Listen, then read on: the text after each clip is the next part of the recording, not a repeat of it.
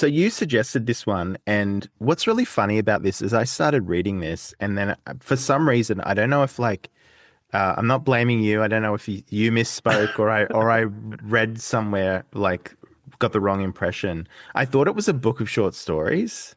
So Right. so like I start reading it, and then I'm like, uh, this one's boring. I'll see if I go to another story, and then like this is the same names. What's going on?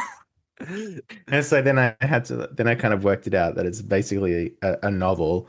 It's a very funny novel. I just was Yeah, yeah. laughing constantly. Like, Yeah, yeah, yeah. it's really, it's really ridiculous and kind of fucked up. And all the reviews are sort of like, I don't think it's as fucked up as something like Coin Locker Babies or Piercing or something like that, which are his more sort of extreme kind of books.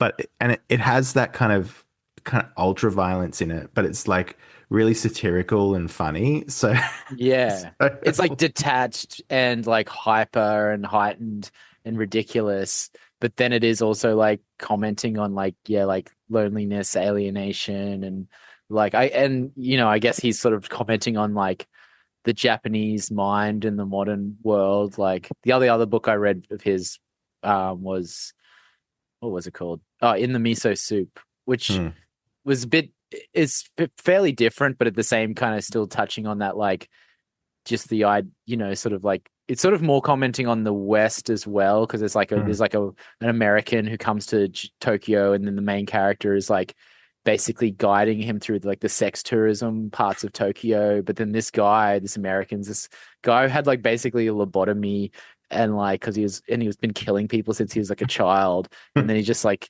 goes on these murderous sprees in Tokyo. But he's like becomes friends with the guy who's like it's sort of they form like a friendship over the book. It's I don't know, it's pretty good too. Definitely recommend checking that one out.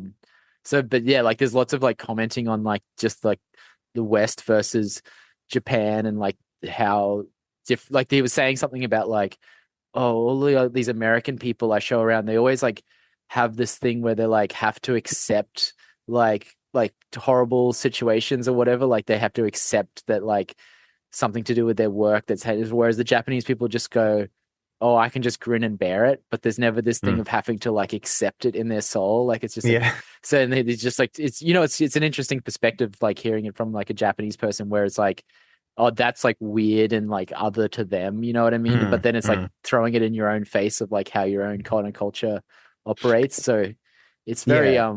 interesting to like get that kind of perspective.